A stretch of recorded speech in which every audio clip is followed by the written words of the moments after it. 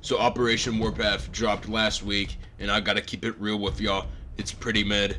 It's obviously not hitting as hard as Shadows did. Shadows was the big update with the 50 tier pass. It gave us the Falcon, it gave us the new carbine, and it put the fun back into Halo Infinite.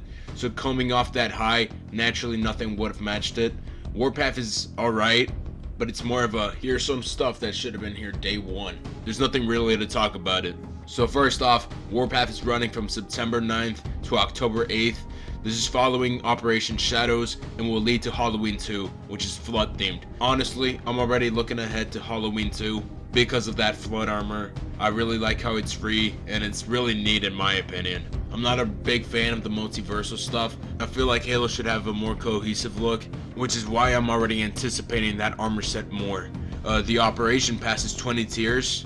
It's just an armor set and a bunch of Spartan points, and it's going for a medieval theme. It looks neat, it's something to grind to, but I won't really be playing for it. This update is just basically more cosmetics. At this point, Halo Infinite has like 3 employees working on it. So most of the new stuff is just armor sets and coatings.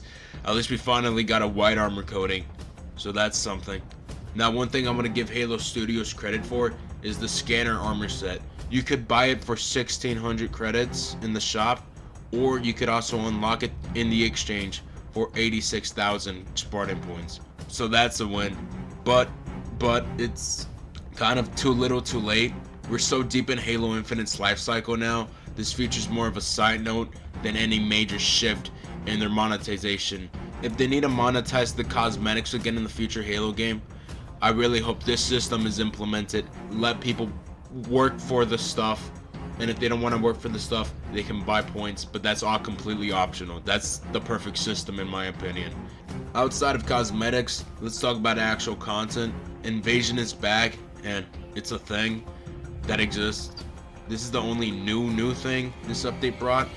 Invasion and Halo Reach was nice, but Halo Infinite's version feels so rushed and unpolished. The loadout menu is rough, and I can barely see or tell what I'm picking half the time.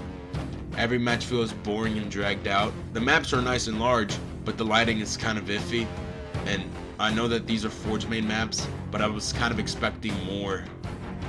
Most of the matches are spent just running around trying to find people, but it's fine, I guess. Warpath is mid. Invasion isn't worth playing in my opinion. There's no playable elites, and it's just boring to me.